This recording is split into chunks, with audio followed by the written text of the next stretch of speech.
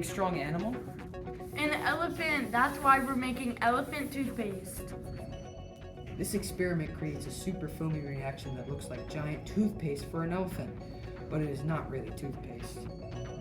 The yeast releases chemicals that break down the hydrogen peroxide, releasing oxygen and making the dish soap into a foamy mess. Whoa, look at it go!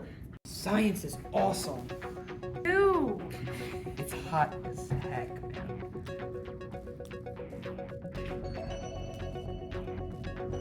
Don't forget to wear your crazy hair tomorrow. See you then.